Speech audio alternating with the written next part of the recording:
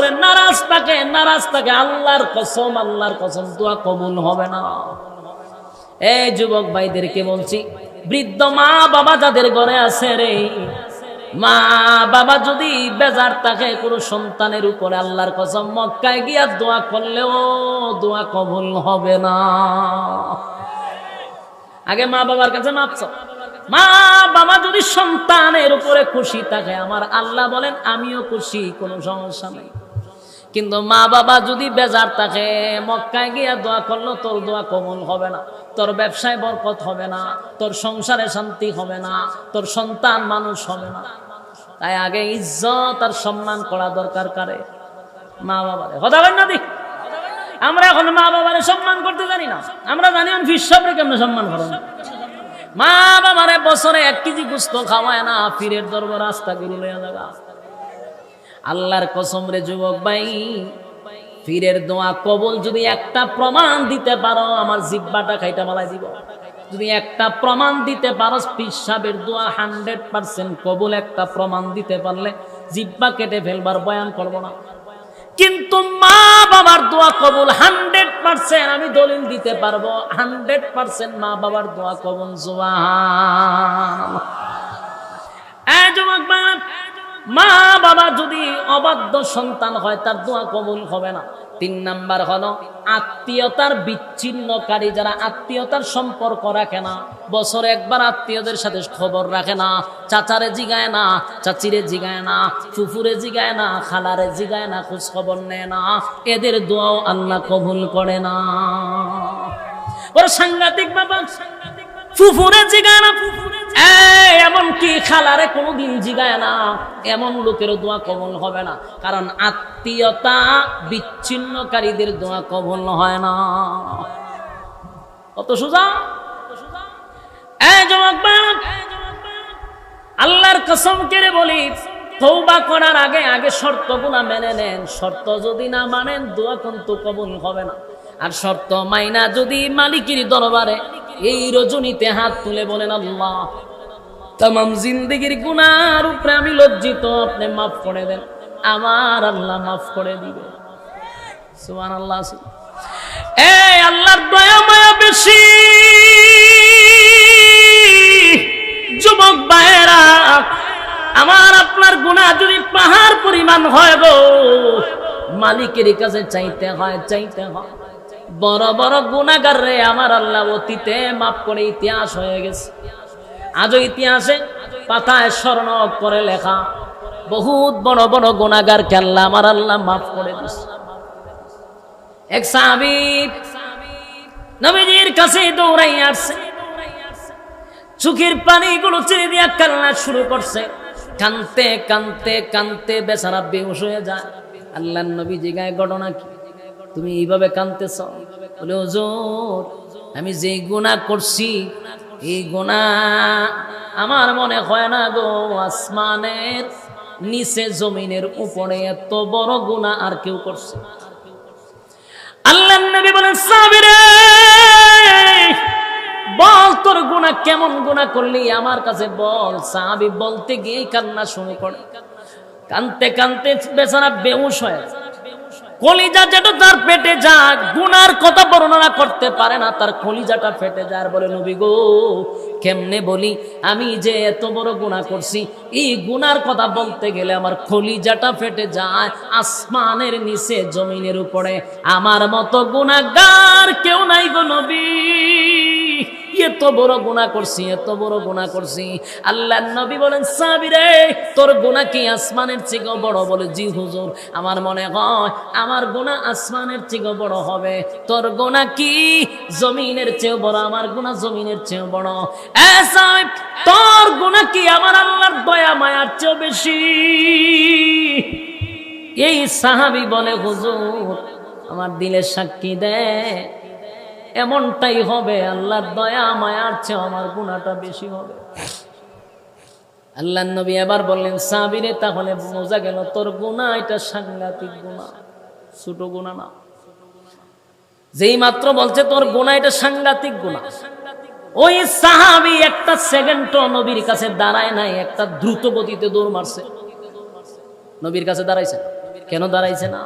সাহাবী তো জানে যদি নবীর জবান দিয়ে আরেকটা কথা বাহির হয় সাথে সাথে কোরআনের আয়াত নাজিল হয়ে যাবে, তাহলে চিরস্থায়ী লোকটা জাহান্নামে যেতে হবে। তাই নবীর কাছে এক সেকেন্ডও দাঁড়ায় নাই, একটা দৌড় মাইরা চলে গেছে। দৌড় মাইরা কোথায় গেল? পাহাড়ের উচ্চ টিলায় চলে গেছে। আল্লাহর নবীর কাছে যখন সে বলল, ওগো নবীজি, আমার গুনাহটা কিন্তু আমার আল্লাহর দয়া মায়ার চেয়েও বেশি। আম্মা বাদু ফাউযু বিল্লাহি মিনাশ শাইতানির রাজীম। বিসমিল্লাহির রহমানির রহিম। ইয়া আইয়ুহাল্লাযীনা আমানু কুতিবা আলাইকুমুস সিয়ামু কামা কুতিবা আলাল্লাযীনা মিন ক্বাবলিকুম لعلكم تتقون صدق الله العظيم দুরূদ শরীফ পড়ি আল্লাহুম্মা সাল্লি আলা মুহাম্মাদিন ওয়া আলা আলি মুহাম্মাদ কামা সাল্লাইতা আলা ইব্রাহিম ওয়া আলা ইন্নাকা হামিদুম মাজিদ। اللهم بارك على محمد وعلى آل محمد كما باركت على إبراهيم وعلى آل إبراهيم إنك حميد مجيد। मेरा दिल तलब रहा है मेरे जलने रहा है सीना,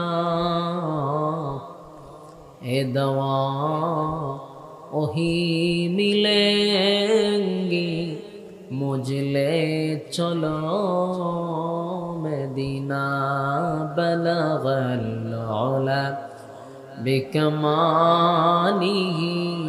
कशफत तुजा बिजमालिही हसूनत जमीअ खसालिही सल्लु अलैहि। আলহামদুলিল্লাহ। তেলিখান্দি মধ্যপাড়া হেফাজতে ইসলাম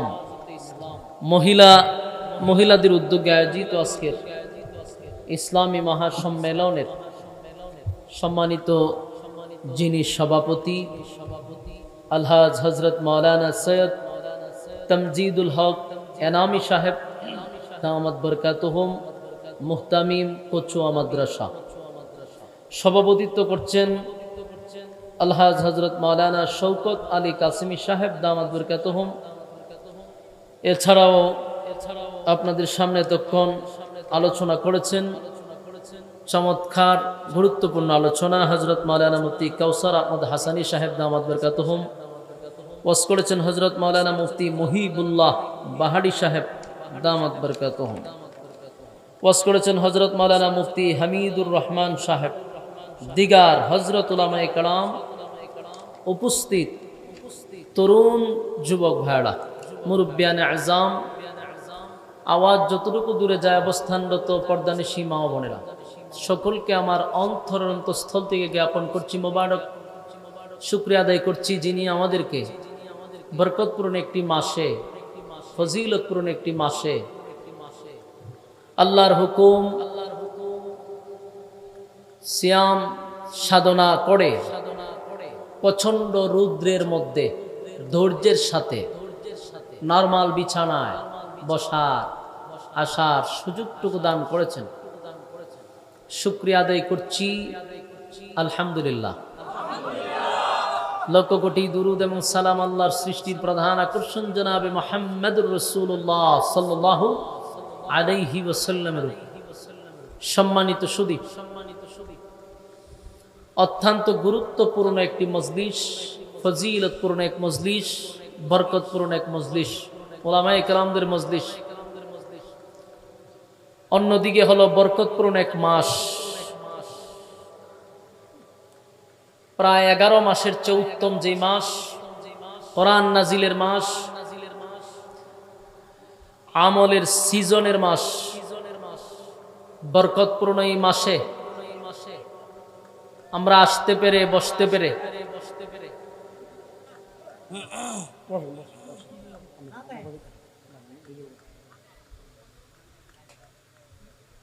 এখানে থাকুক অসুবিধা নেই, কিন্তু কথা বলা যাবে না।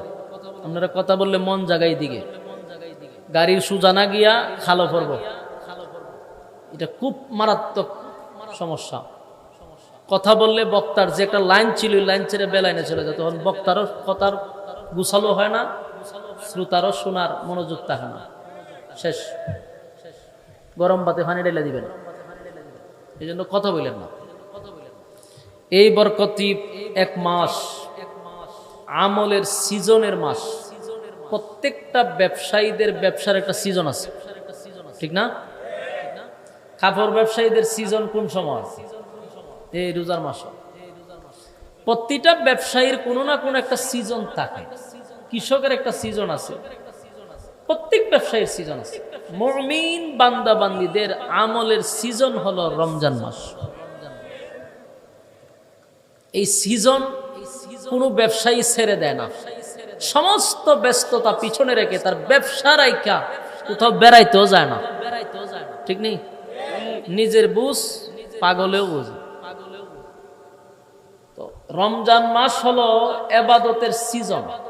কোন মুমিন বান্দা তার দুনিয়ার সমস্ত ব্যস্ততা পিছনে রেখে রমজান মাসে অন্তত ইবাদত ছাড়া থাকতে পারে না। বড় মারাত্মক ফজিলতপূর্ণ এক মাস, যেটাতে 1/70। এই মাসে অন্য মাসে দান করলে 1 টাকায় 1 টাকার সওয়াব, আর এই মাসে 1 টাকা দান করলে 70 টাকার সওয়াব। সুবহানাল্লাহ। 70,000 টাকা দান করলে 70 লক্ষ টাকার সওয়াব। তাহলে এটা হলো সিজন, যা করবেন 70 গুণ বেশি পাইবেন। এই মাসে আপনারা বসছেন কিছু দ্বীনি কথা শোনার জন্য, প্রচন্ড কিদা। রমজান মাস আসলে মানুষের মেজাজ থাকে কেটকিটটা, একটা কথার উপরে 2টা কইলেও মেজাজটা গরম হয়ে যায়, ঠিক নেই? আরে বাপরে বাপ, কথা কথার আগে গুসা ওঠে। তো এই মাসে আপনারা ঘর ছেড়ে এই জমিনে বসছেন, এটা নূরুন আলা নূর, বরকতের উপর বরকত। মোনাজাত পর্যন্ত তাকার নিয়ত আছেন ইনশাআল্লাহ। আমিও বাইতুল্লাহ থেকে আসছি 2 দিন উমরা করে আসছি। এই প্রথম উমরার পর আজকের মাহফিল। দাওয়াতটা দিচ্ছে যিনি, আপনাদের পরিচিত, এতক্ষণ ওয়াজ করছেন বন্ধুবর মৌলানা কাউসার আহমদ হাসানির মাধ্যমে। আর দাওয়াত দিছে, আমি মক্কা থাকতোই, ফোন এখান থেকে দাওয়াত কনফার্ম করা হয়েছে। আলহামদুলিল্লাহ, আপনারা আগ্রহ নিয়ে বসা, আল্লাহ তাআলা আপনাদের আশা বসাকে কবুল করুক। আমি আরেকটা বিষয় এখানে লেখা দেখলাম, মহিলাদের উদ্যোগে, মানে আজকের সব আয়োজন মহিলারা করছে। আপনারা পুরুষরা কি করেন? সহযোগী, কিন্তু উদ্যোক্তা তো মহিলা। সর্বনাশ সর্বনাশ। আমি আগে দেখি না, এখানে এসে দেখলাম। আগে দেখলে হয়তো বা মহিলাদের সাবজেক্ট নিয়ে আরো সুন্দর আলোচনা করার সুযোগ থাকত। মহিলারা করেছে। আল্লাহ আমাদের মা বোনদেরকে ইজ্জতের মাকাম দান করুক, আমিন। সম্মানিত সুধী, এই মাস আপনারা জানেন ফজিলতপূর্ণ মাস, বরকতপূর্ণ মাস। সবাই আসেন। এই মাসের ব্যাপারে আমরা অল্প অল্প করে প্রতিটা জুমায় আমরা ইমাম সাহেবদের বয়ান থেকে শুনতেছি। আলহামদুলিল্লাহ, প্রতি জুমায় ইমাম সাহেব বয়ান করতেছি। এই ধারাবাহিকতায় আপনারা মোটামুটি অবগত আছেন। আমি আপনাদের সামনে যে বিষয়টা তুলে ধরবো, এটা হলো ইসলামের মূল ভিত্তি হলো 5টি, ঠিক না? সবাই জানেন, কালেমা, নামাজ, রোজা, হজ, যাকাত, এটা হলো ইসলামের মেইন ফাউন্ডেশন, কুঠি, ভিত্তি। এই পাঁচটা মধ্যে একটা হলো রোজা, ঠিক না? প্রথমটা হলো কালেমা। কালেমা শুধু মুখ দিয়ে বললেই হবে না, কালেমা গ্রহণ করতে হবে। মানে একজন হইলো কালেমা, সেটা কি ইসলামের ফাউন্ডেশন হইছে না? তুমি আগে গ্রহণ করতে হবে, গ্রহণ করতে হবে। এক নাম্বার হলো কালেমা ইসলামের ফাউন্ডেশন। প্রথম কালেমা গ্রহণ করতে হবে। নামাজ, খালি নামাজ বললেই হবে? নামাজ কায়েম করতে হবে, নামাজ কায়েম করতে হবে। আর 3 নম্বরে কালেমা, নামাজ, রোজা, রোজা রাখতে হবে। কথা বুঝতেছেন? রোজা কি করতে হবে? রাখতে হবে। হজ, হজ আবার সবার জন্য না। যারা সামর্থ্য আছে তারা হজ করবে। বলুন, সামর্থ্য যাদের আছে তারা হজ করবে না, সবার জন্য হজ। নামাজ সবার জন্য, রোজা সবার জন্য, কালেমা গ্রহণ সবাই করতে হবে, কিন্তু হজ সবার জন্য না। আল্লাহ কত দয়াবান, চিন্তা করেন। তোমার সামর্থ্য আছে, তুমি হজ করো। যেই ব্যক্তির সামর্থ্য নাই, হজ না কইরাও সে জান্নাতে যাবে, তার সামর্থ্য নাই। আর আল্লাহ সামর্থ্যবানদের জন্য হজ ফরজ করছে। যাকাত সবাই দিতে হবে, কথা হয় না? দি সবাই দিতে হয় না কেন? ধনী ব্যক্তিরা যাকাত দিবে। তাহলে কালেমা সবাই গ্রহণ করতে হবে, নামাজ সবাই পড়তে হবে, রোজা সবাই রাখতে হবে, কিন্তু হজ সবাই করতে পারবে না, কারণ সামর্থ্য যাদের আছে এরা করবে। যাকাত যারা ধনী তারা দিবে। তাহলে 2টা জিনিস সবার জন্য না, বাকি 3টা ইয়াত্তাকুদ ইনশাআল্লাহ। এখন আসুন, নামাজ সবাই পড়তে হবে, রোজা সবাই রাখতে হবে। ইয়া আইয়ুহাল্লাযীনা আমানু কুতিবা আলাইকুমুস সিয়ামু কামা কুতিবা আলাল্লাযীনা মিন ক্বাবলিকুম লাআল্লাকুম তাত্তাকুন। আল্লাহ বলেন যে, হে ঈমানদারেরা, তোমাদের উপরে আমি রোজা ফরজ করছি। শুধু আমাদের উপরেই নয়, আমাদের আগে যারা ছিল, অন্যান্য নবীদের যুগে রোজা ছিল না, আমরার জন্যই না, অন্যান্য নবীদের যুগে ছিল, রোজা আগেও ছিল। যেমন তোমাদের আগের নবীদের যুগেও রোজা ছিল, তোমাদের যুগে আছে। এটা তোমাদের জন্য ফরজ করে দিয়েছে। এর দ্বারায় তোমরা মুত্তাকি হবে, তোমরা তাকওয়াবান হবে। রমজান মাস এটা বরকতি মাস, আমরা জানি। এই মাসে তাকওয়া অর্জন হয়। তাকওয়া কারে কয়? তাকওয়া কারে বলে? তাকওয়া হলো ওই ইয়টাকে বলা হয়, যেমন হযরত খাব্বাব রাদিয়াল্লাহু তাআলা একবার হযরত উমর রাদিয়াল্লাহু তাআলা কে প্রশ্ন করছিল যে, আপনি কি কোন সময়, হযরত উমর জিজ্ঞাসা করছিল, আপনি কি তাকওয়া কারে বলে বলেন? উনি বলছিল যে, তাকওয়া কারে বলে এটা পড়ে, আগে বলুন তো দেখি আপনার জীবনে কোনো কাঁটা যেখানে বেশি থাকে, জঙ্গলে আপনি কোনো সময় হাঁটা চলা করছেন? করছি। তো কেমনে করছেন? এটার ভিতরে না কাঁটা থাকে? ওই এমন ভাবে আমি গেছি যেন আমার শরীরে কোনো কাঁটা না লাগে। সুবহানাল্লাহ। জানি ওই সাহাবী বলেন, এটার নাম ওই তাকওয়া, এটার নাম ওই। কারণ এই পৃথিবীটার মধ্যে গুনাহে লিপ্ত, সব জায়গায় গুনাহ, যেখানে যাইবেন এখানেই গুনাহ। বাস্তব না বাস্তব?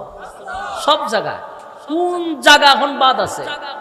শেষ জামানায় আমরা আসছি, খুব মনোযোগ দিয়ে শুনবেন।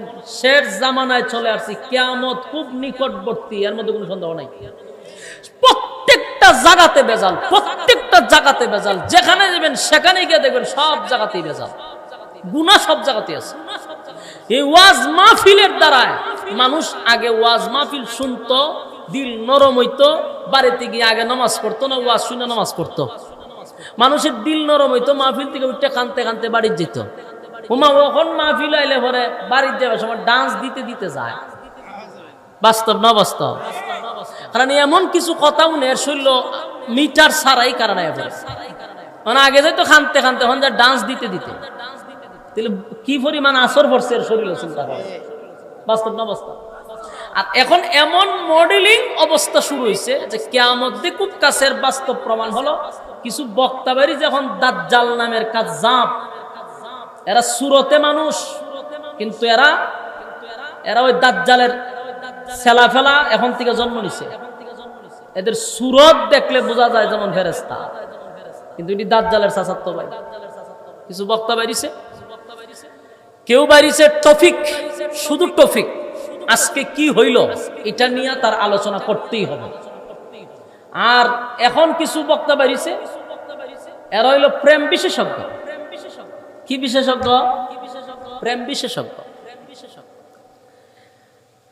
হায়া লজ্জা না থাকলে মানুষ যা করতে পারে এর বাস্তব প্রমাণ হলো এই কিছু বক্তা বাইরিছে ইউটিউবে দেখতেছি ইদানি, এদেরকে দেখলে বোঝা যায় এদের হায়া লজ্জা নাই। আল্লাহ রাসূল বলছেন যাদের হায়া লজ্জা নাই তারা সব করতে পারে। আমার কথা কি বুঝেন নাই? যাদের হায়া লজ্জা নাই এরা সব করতে পারে, এরা কাপড়ও খুলতে পারে। এরা লজ্জা নাই তো, এরা হায়া নাই, এসব করতে পারে। এই দাজ্জালগুড়ি বাইরিছে, বক্তা নামের কিছু দাজ্জাল বাইরিছে। আর এখনকার ইয়ং জেনারেশন উঠতি বয়সী কিছু গোলা বানাচ্ছে, এটি সব দেওয়ানা বক্তা। কি বক্তা? কারণ হুজুর বিভিন্ন ছবির নাম বলতে পারে, আপডেট যে মুভিগুলা বেরিতেছে হুজুরিগুলার নাম বলতে পারে, কোন ছবিটা কি পরিমাণ হিট হয়েছে হুজুর বলতে পারে। হুজুর স্টেজে উঠার আগে আগে মেকআপ করে, হুজুর লিপস্টিক লাগা, হুজুর ওয়াশ করবো টুপি ছাড়াই করা শুরু করে। হ্যাঁ, আর উঠতি বয়সীর পোলাপান সব এদের বক্তা। এরা যে কিয়ামতের আলামত, আল্লাহর কসম এই সমস্ত বক্তাগুলি কিয়ামতের আলামত। তুই ওয়াজ করবি কোরআন হাদিস দিয়ে, তুই মুভির নাম জানোস কিভাবে? চলছে এগুলো আজকে 3-4 দিন ধরে, রমজান মাস বক্তা ওয়াজ করতে থাকো প্রেম করা যায়, প্রেম না করলে গুণ হইব। এই আমি মিশা কথা বলতেছি, ফেসবুক যারা চালান, ফেসবুক শরীফে পাইছেন নি? প্রেম করন যায় আছে। আমরা উলামায়ে কেরাম ওয়াজ করতে করতে মানুষের হাতে পায়ে ধরে খান্দাইয়া মানুষকে গুনাহ থেকে বিরত করার জন্য উলামায়ে কেরামদের এই মেহনত। আর এই দাজ্জাল নামক বক্তাগুলি বাইরিছে, টপিকওয়ালা বক্তাগুলি বাইরিছে, এরা হয় প্রেম প্রীতি না হলে সমস্যা। এমন ওয়াজও করা শুরু করছে যে যে কোনো মেয়েকে আপনার ভালো লাগলেই বাস আপনি ভাগ্যবান। রাস্তাতে একটা মেয়ে দেখছেন আপনার পছন্দ লাগছে, আপনি খুব ভাগ্যবান, এই মেয়েরা আপনার নিতে হবে। নাউযুবিল্লাহ। শ্রোতারা বইয়া সুবহানাল্লাহ কইতেছে। উচিত ছিল 100টা দূরা মারা দরকার, এরে লামাইয়া 100টা দূরা মারা দরকার। শুনেন, এটা হাইসা ফালাই দিলে চলবে না। রমজান মাস বাংলাদেশের সমস্ত উলামায়ে কেরামদের দৃষ্টি আকর্ষণ করছি। আজকে যদি কোনো নাস্তিক আর মুরতাদ যদি এমন বক্তব্য দিত, এতক্ষণে মৌলবীরা সব ব্যানার লইয়া মিছিল মিটিং শুরু করে দিতেন, হ্যাঁ, আন্দোলন শুরু করে দিতেন। এরা যে আলেমের বেছে ইসলামের 12টা বাজাচ্ছে, কেন আপনারা পদক্ষেপ নিচ্ছেন না? আল্লাহর জাতের কসম, সামনে আরো ভয়ঙ্কর হবে। যতটা না ইহুদি খ্রিস্টান ইসলামের ক্ষতি করছে, এর থেকে বেশি এই তৌফিকওয়ালা বক্তা, এই মুভিওয়ালা বক্তা, এই পুষ্পা হুজুররা এর চেয়ে বেশি ক্ষতি করবে। আল্লাহর কসম করে বললাম।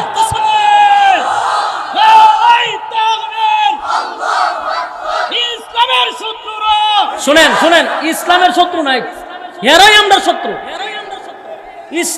স্লোগান দেওয়া দরকার, ইসলামের বন্ধুরা হুঁশিয়ার, সাবধান। শত্রুরা তেমনি, আচ্ছা ইসলামের শত্রুরা হুঁশিয়ার, শত্রুরা তেমনি হুঁশিয়ার আছে। কথা কই না, আমরা স্লোগানটা কিন্তু আপনার না, সারা বাংলাদেশে একটা ভুল স্লোগান দেওয়া হয়, ইসলামের শত্রু। আর এবারে শত্রুরা সবসময় হুঁশিয়ার থাকে। বলতে হবে ইসলামের বন্ধুরা হুঁশিয়ার, সাবধান। যারা ইসলামের পক্ষে তোমরা হুঁশিয়ার থাকো।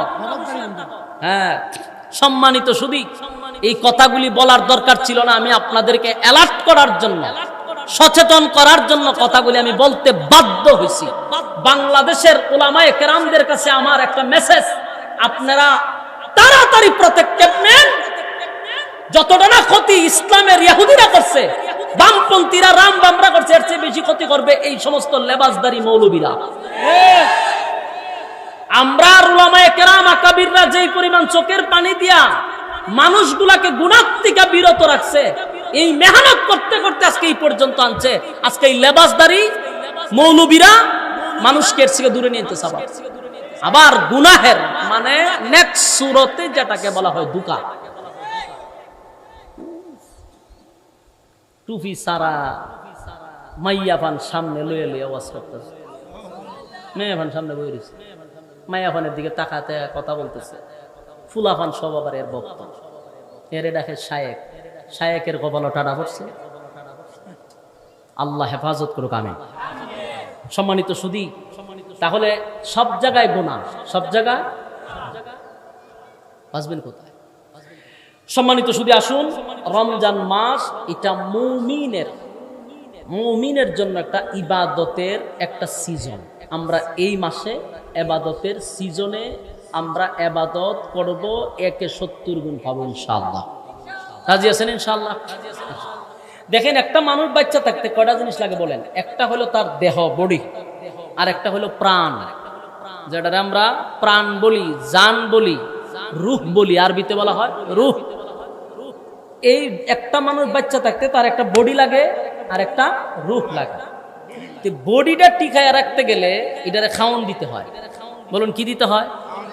কি খান আপনারা? ভাত, মাছ, রুটি যা খাই আমরা, কারণ আমরা মূলত কিন্তু মাটির তৈরি, তাই আমরা যা খাই সব মাটির থেকে যা উৎপাদন হয় তাই খাই। কথা খান না? ভাত খান কই থেকে হয়? মাটির থেকে। রুটি খান কই থেকে হয়? মাটির থেকে। বলো যে আমি ভাতও খাই না, মাটিও খাই না, আমি ভাতও খাই না, রুটিও খাই না, আমি গুস্ত খাই। গুস্ত কই থেকে হয়? মাটির থেকে। কিভাবে? গরু ঘাস খায় মাটির থেকে, এটার থেকে গরুর গুস্ত তৈরি হয়। তো গুড়ায়া তুমি মাটির থেকে খাইতেছ।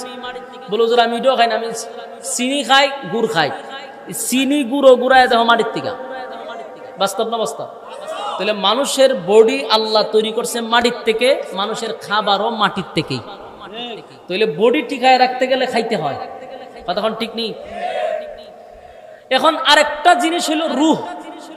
তো বডি তো টিকায় রাখলাম খাওয়ানোর মাধ্যমে, তো রুরে কি তান দিয়ে টিকায় রাখবে? রু কি মাটির তৈরি? রূহ মাটির তৈরি নয়। রূহ হলো আল্লাহর একটা হুকুম। বলুন রূহ কি? রূহ আল্লাহ মাটির তৈরি দিয়া, মাটি দিয়া বানাইছে। রূহ হইল একটা হুকুম। আল্লাহ বলেন আমি হুকুম দিয়া রূহ বানাইছি। তাহলে এই রূহটারও তো খাওয়ানোর দরকার আছে। আমরা বডিটা হ্যান্ডসাম রাখার জন্য, শরীর স্বাস্থ্য ভালো রাখার জন্য প্রতিদিন খানা খাইতেছেন, এর দ্বারা বডি ভালো হইতেছে। কিন্তু রূহ যে আছে এটারও খাবার আছে। তবে এটার খাবার মাটির তৈরি খাবার নয়, কারণ বডি বানাইছে মাটি দিয়া, এই জন্য এটার খাবার হইল মাটির। আর রূহ যেহেতু হুকুম দিয়া বানাইছে, আল্লাহ বলেন রুর খাবার হইলো আমি আল্লাহর হুকুম। কথা বুঝতেছেন? বডির খাবার কি? মাটির উৎপাদন, মাটির থেকে যা তৈরি হয় তা আমরা বডি লাগাই, আমাদের স্বাস্থ্য ভালো থাকে। আর রূহ যেহেতু হুকুম দিয়ে আল্লাহ বানাইছে, রুর খাবার হলো আল্লাহর হুকুম। আল্লাহর হুকুম কি? নামাজ, রোজা, হজ, যাকাত। কথা বুঝতেছেন? এগুলা হলো আল্লাহর হুকুম বান্দার উপর। এগুলা যত আপনি ইবাদত বন্দেগী করবেন, রূহ খাদ্য হবে। রূহ খাদ্য কোথা থেকে আসে? ইবাদত বন্দেগীর মাধ্যমে। আমার কথা কি বুঝতেছেন? তাহলে 11 মাস আপনি বডিটার তলে খরচ করলেন, 11 মাস টানা ইচ্ছা মতে খাইছেন। সকালে খাইছেন, দুপুরে খাইছেন, মনে চাইলে যখন মনে চায় তখনই খাইছেন।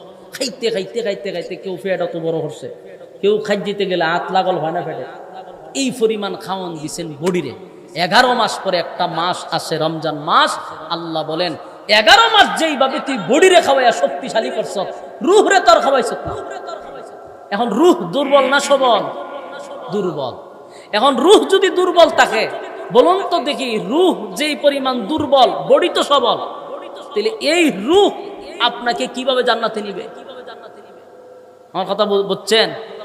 একটা ছাগল একদিকে, একটা গরু একদিকে, দুইটার মাঝখানে জোয়াল দিছেন, জোয়াল দিয়ে বলছেন হাল বাইতেন। এখন গরু যদি টান দেয়, ছাগল জাকাত থাকবো কেন? গরুর শক্তি বেশি, গরুর দাম বেশি।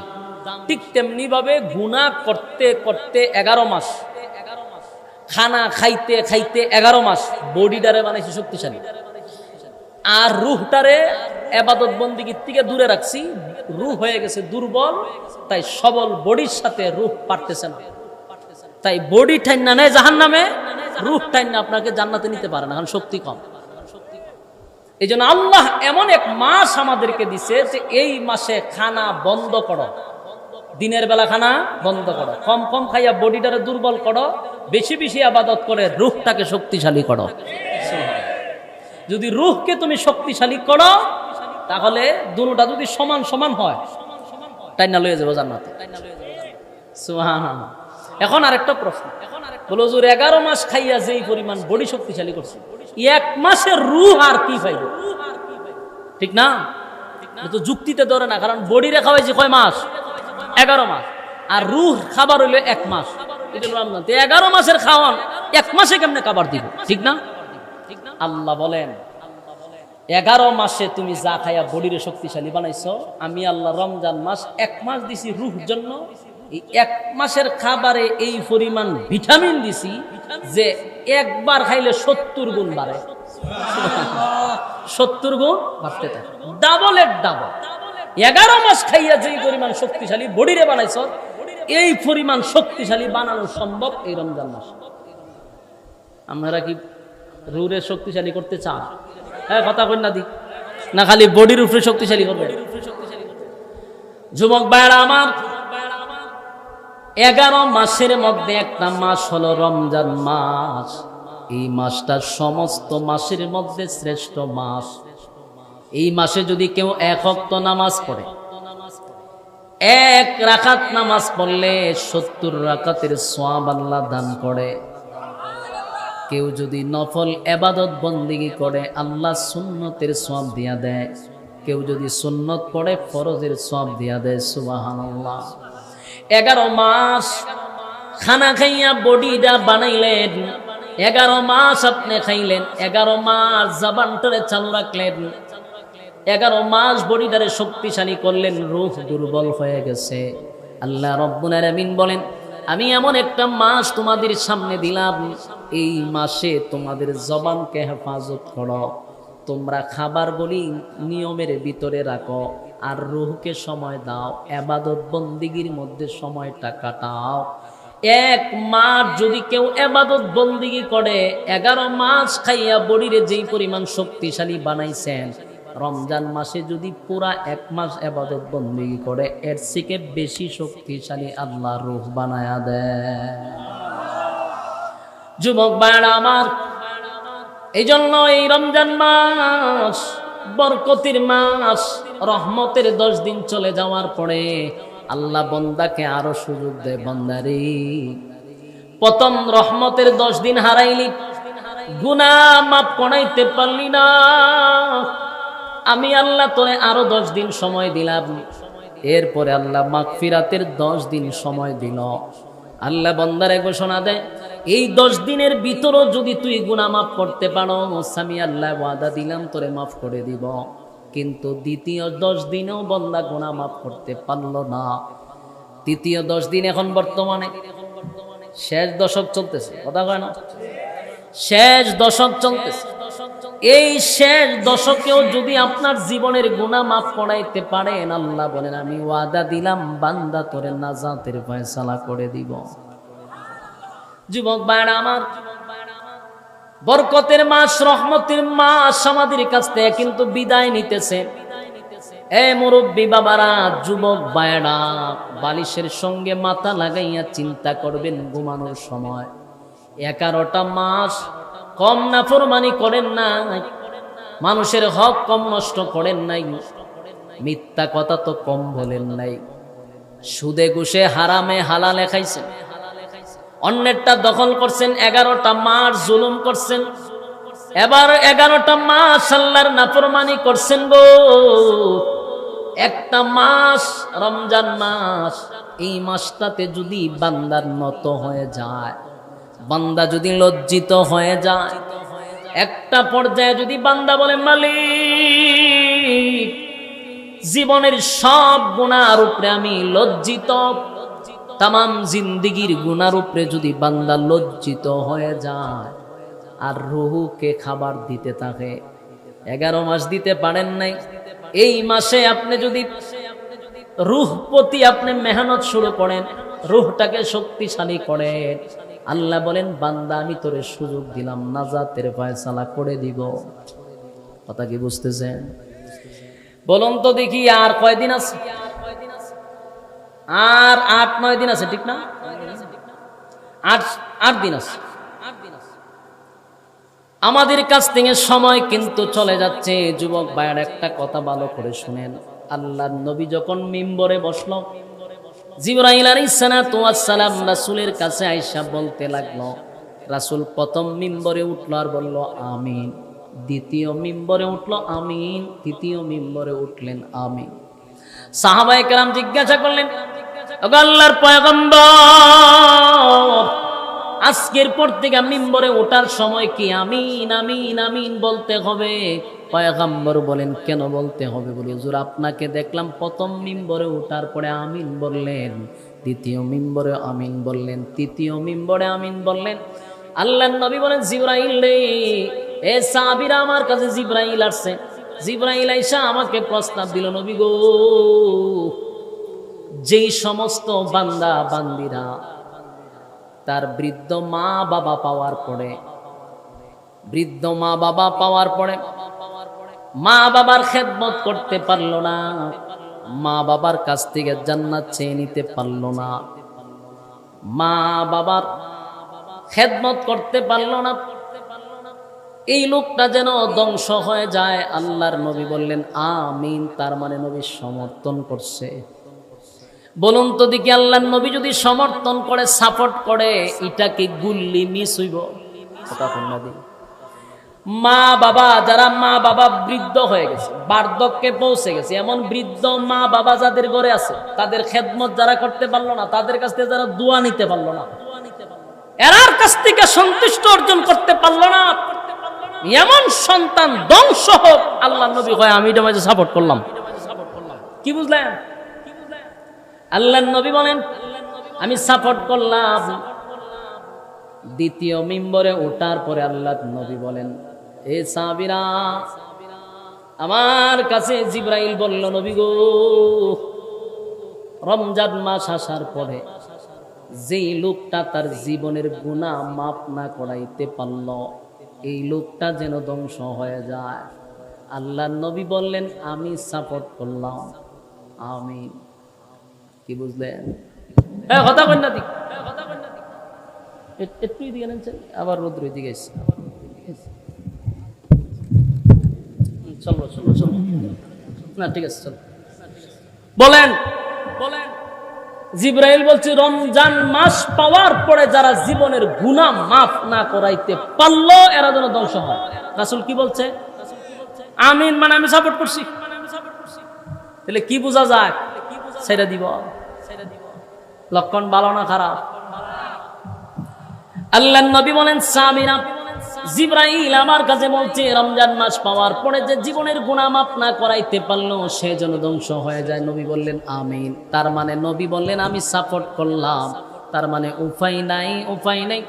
এ যুবক ভাইয়েরা, মুরব্বী বাবারা, হাতে পায়ে ধরে বলি, রমজান মাস চলে আসছে, শেষ হয়ে যাচ্ছে। জীবনের গুনাহটুকু আমাদের মাফ করানোর দরকার আছে না? না, জীবনের গুনাহ মাফ করাইতে হবে। এ দিলের কান লাগায় শুনে, যদি গুনাহ মাফ না করাইতে পারি গো, 100% ধ্বংস হব, এর মধ্যে কোনো সন্দেহ নাই, এর মধ্যে কোনো সন্দেহ নাই। তাই বুদ্ধিমানের কাজ হবে এই রমজান মাস শেষ হওয়ার আগে আগে জীবনের সব গুনাহ মাফ হয়ে যায়। কথা হয় না? তাহলে কি করতে হবে? তওবা করতে হবে। কথা হয় না? তওবা করতে হবে। তওবা আবার বিলাইয়ের মতো না, বিড়ালের মতো তওবা করে না। খাড়া লাগলে 2 হাত দেখছি গালো তাপায়, মানে বুঝায় আর জীবনে খাটা খাইতাম না। কিন্তু যখন আবার কাটার সামনে আসে, বিড়াল কি বসে থাকে না, আবার খায়। তা আমাদের সমাজের মানুষ আছে, গুনাহ করতাম না, তওবা করলাম, এটার নাম তওবা না। তওবা শব্দের অর্থ হলো ফিরে আসা। কোথার থেকে?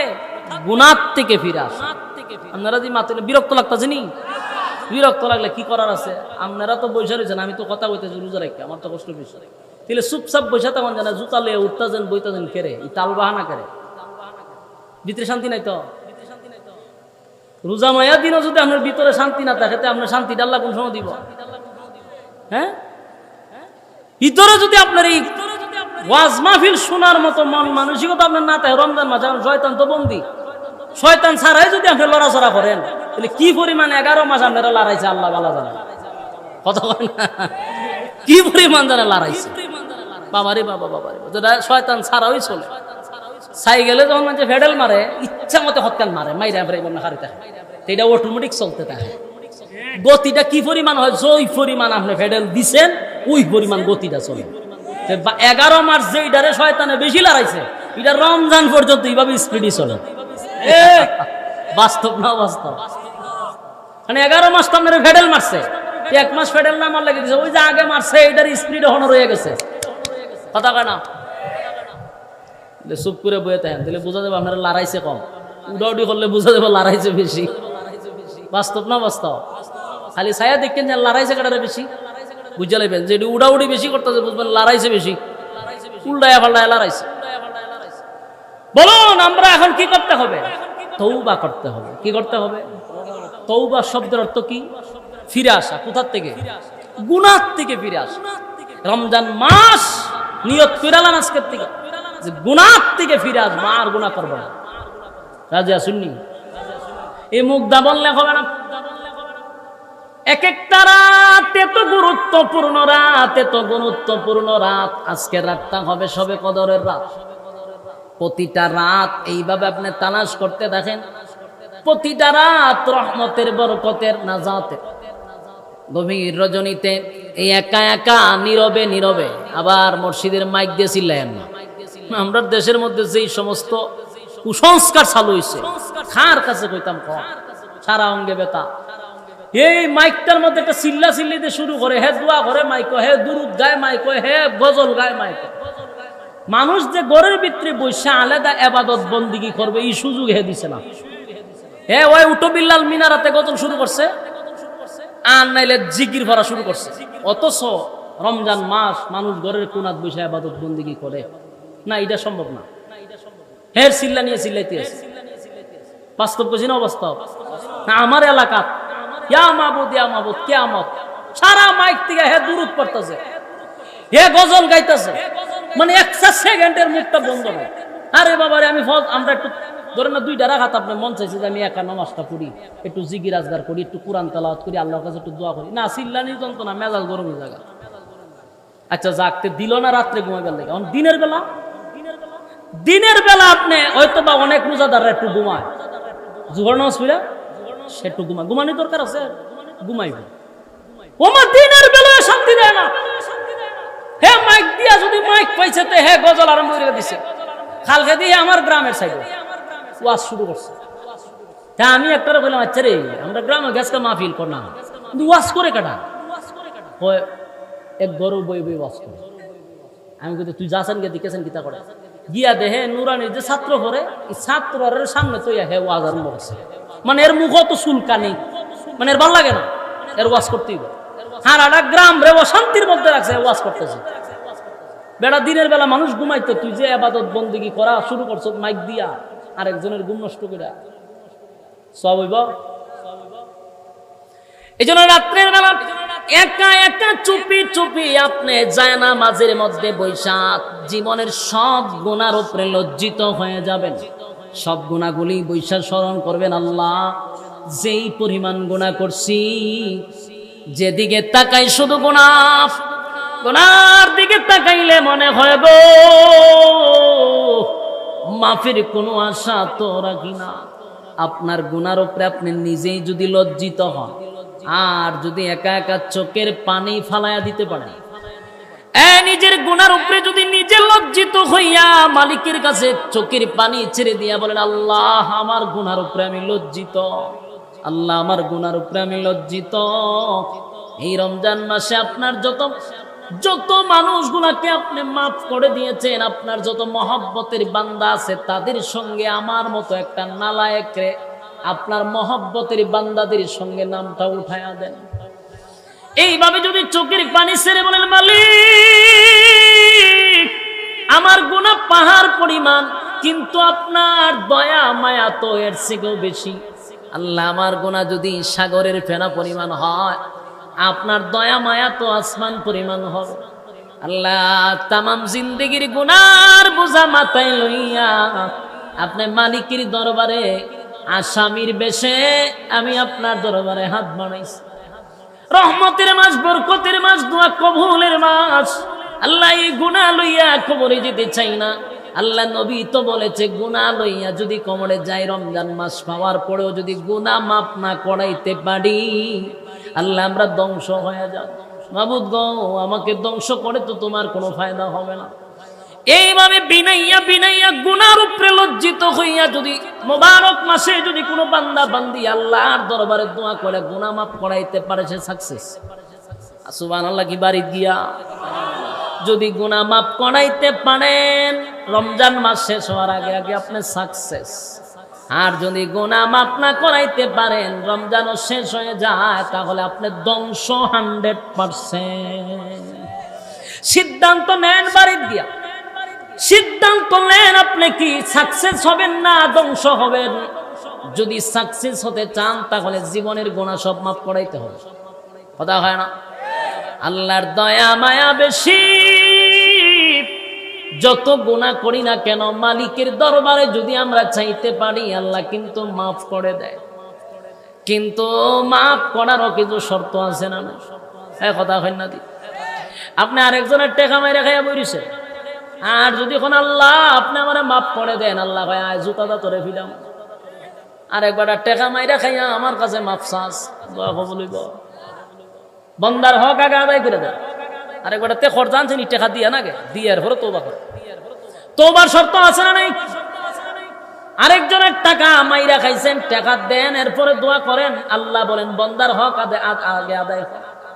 2 নাম্বার হলো মা বাবার অবাধ্য সন্তান, যাদের উপরে মা বাবার অভিশাপ আছে, যাদের উপরে মা বাবা নারাজ। কোন মা বাবা যদি সন্তানের উপরে নারাজ থাকে, আল্লাহর কসম দোয়া কবুল হবে না। এই যুবক ভাইদেরকে বলছি, বৃদ্ধ মা বাবা যাদের ঘরে আছে রে, মা বাবা যদি বেজার থাকে কোন সন্তানের উপরে, আল্লাহর কসম মক্কায় গিয়া দোয়া করলেও দোয়া কবুল হবে না। আগে মা বাবার কাছে মাপ চাও।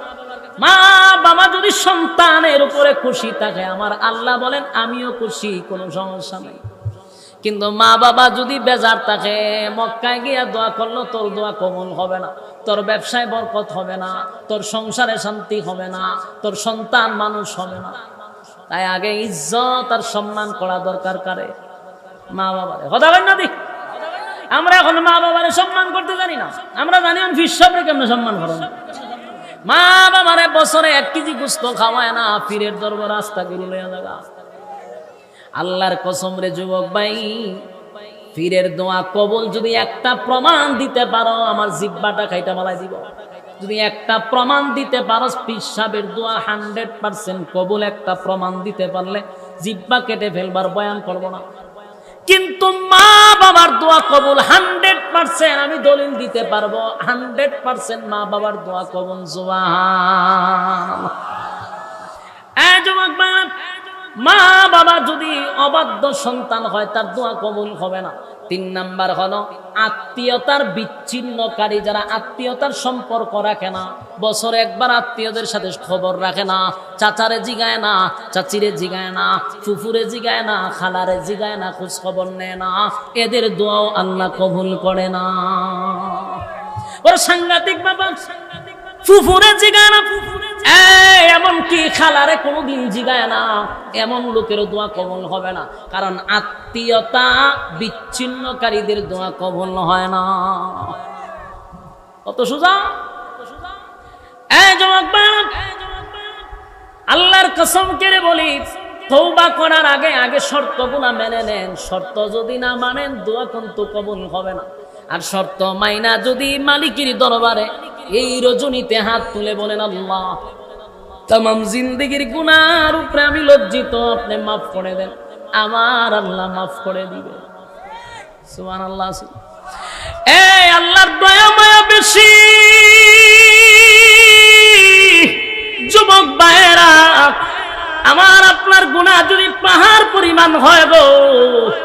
মালিকের কাছে চাইতে হয়। বড় বড় গুনাহগার রে আমার আল্লাহ অতীতে মাফ করে ইতিহাস হয়ে গেছে। আজও ইতিহাসে পাতায় স্মরণ করে লেখা বহুত বড় বড় গুনাহগারকে আল্লাহ আমার আল্লাহ মাফ করে দিয়েছে। এক সাহাবী নবীজির কাছে দৌড়াই আসছে, চোখের পানিগুলো ছেড়ে দিয়া কান্না শুরু করছে। কানতে কানতে কানতে বেচারা বেহুশ হয়ে যায়। আল্লাহর নবী জিজ্ঞাসা, ঘটনা কি, তুমি এইভাবে কানতেছ? বলে, হুজুর আমি যে গুনাহ করছি এই গুনাহ আমার মনে হয় না গো আসমানের নিচে জমিনের উপরে এত বড় গুনাহ আর কেউ করছে। আল্লাহর নবী বলেন, সাহাবী রে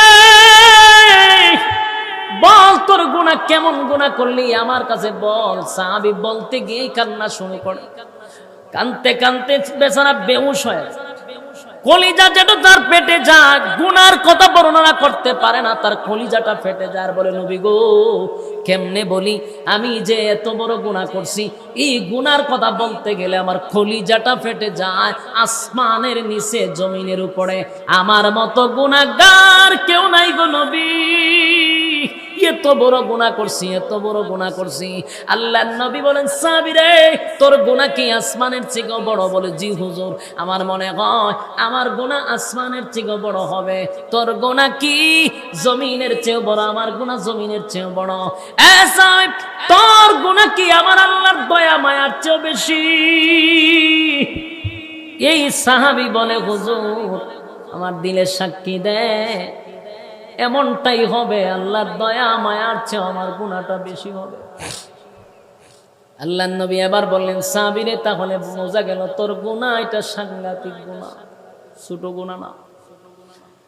যেই মাত্র বলছে তোর গুনাহ এটা সাংঘাতিক গুনাহ, ওই সাহাবী একটা সেকেন্ডও নবীর কাছে দাঁড়ায় নাই, একটা দ্রুত গতিতে দৌড় মারছে।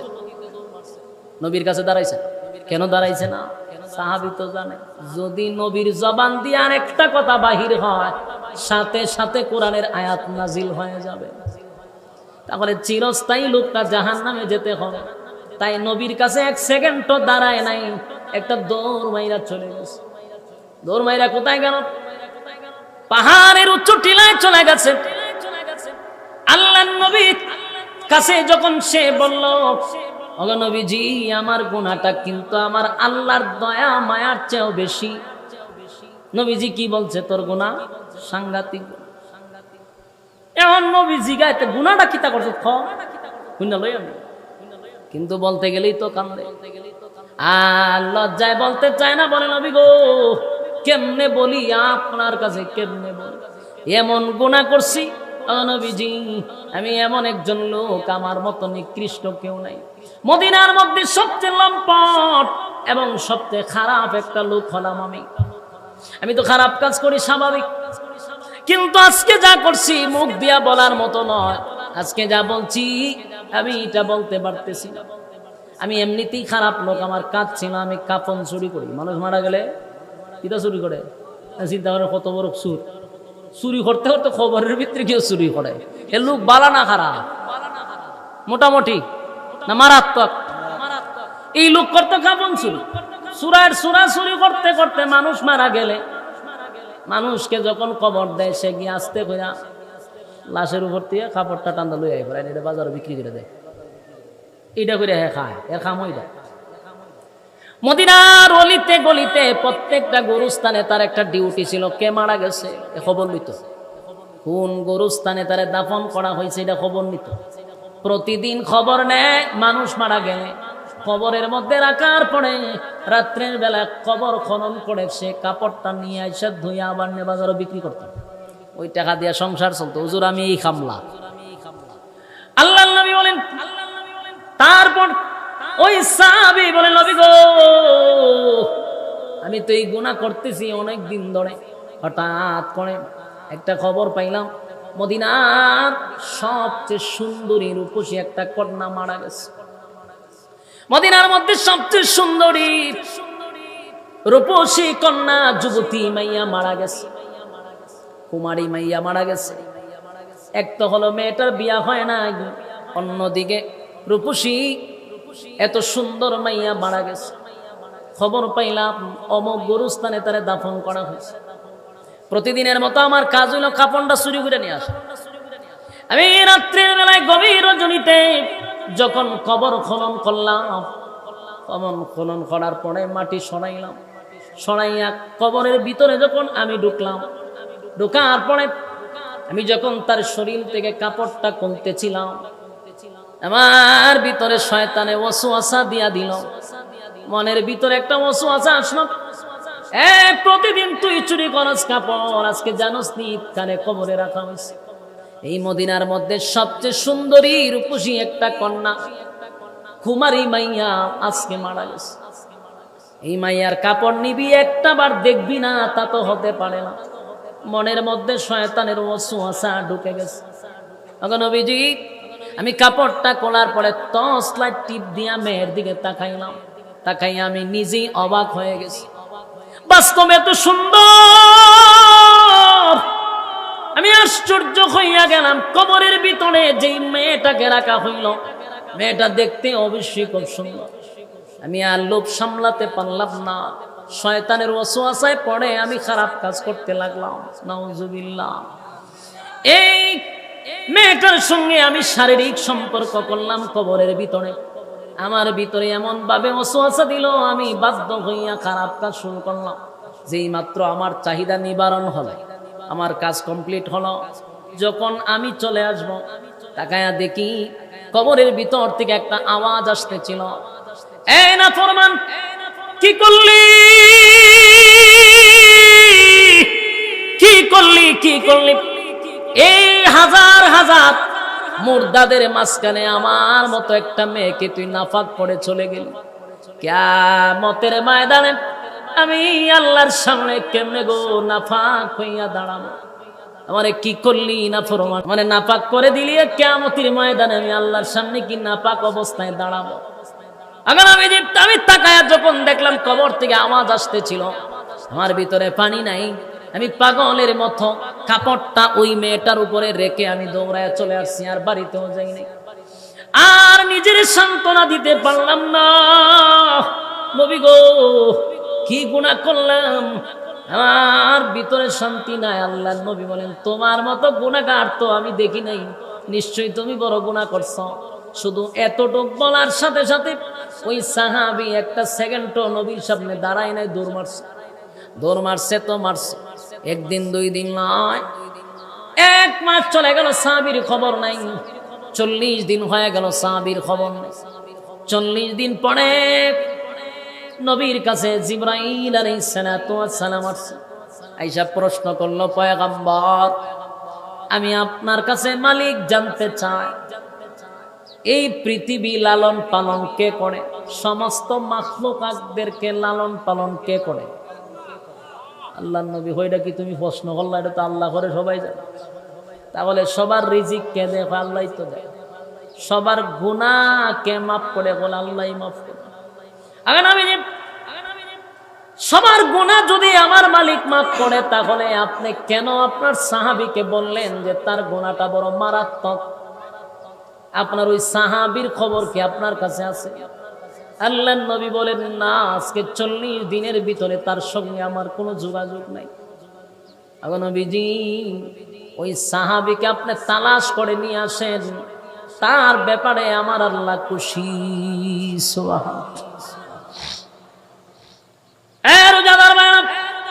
কথাগুলি একটু দিলের কান লাগায় শুনবেন, কারণ রমজান মাস। কথাটা একটু মনোযোগ দিয়া শুনেন। আল্লাহর দয়া মায়া কত চিন্তা করে। আল্লাহ জিবরাইল পাঠাইয়া নবীর কাছে সংবাদ পৌঁছায়া দিল, আপনি সাহাবীকে তালাশ করে নিয়ে আসেন, এই সাহাবীর প্রতি আমি আল্লাহ খুশি। সুবহানাল্লাহ। নবীজি সাহাবায়ে কেরামদেরকে বানাইলেন, আমার এই সাহাবী কোথায় রে? মদিনার অলিতে গলিতে তালাশ করতে লাগলো, কোথাও পাওয়া যায় না রে। হঠাৎ করে তাকায়া দেখে মদিনার সবচেয়ে উচ্চ পাহাড়, এর উপরে আর কোনো উচ্চ পাহাড়, ওই সবচেয়ে উচ্চ জায়গায় ওই সাহাবী গিয়া বসে আছে। সেখানে কঙ্কালের মতো হয়ে গেছে। 40 দিন ধরে খানা নাই, পানি নাই, দানা নাই। সবচেয়ে উচ্চ জায়গায় গিয়া বান্দা চিৎকার দিয়া বলে, মালিক, দুনিয়ার সবচেয়ে উচ্চ জায়গায় আমি চলে আসছি গো, বান্দা হিসাবে আমার আর কোনো সামর্থ্য নাই এর থেকে উচ্চ জায়গায় ওঠা। আল্লাহ, আমার যতটুকু উঠার আমি উঠছি, তাম জিন্দেগির গুনার বোঝা মাথায় লইয়া আল্লাহ তোমাকে পাওয়ার জন্য সর্বোচ্চ জায়গায় আমি পৌঁছে গেছি। আমার নবী আমারে বিদায় করে দিছে, আমি জানি আমার মতো গুনাহগার আসমানের নিচে জমিনের উপরে নাই। আল্লাহ, আমাকে যদি তুমি মাফ না করো, বলো না গো, কার দরবারে গিয়ে আমি আবার মাফ চাইব? তুমি ছাড়া তো আমাদের মালিক নাই। আল্লাহ, তুমি মাফ না করলে আমি কার দরবারে গিয়া দ্বারস্থ হব?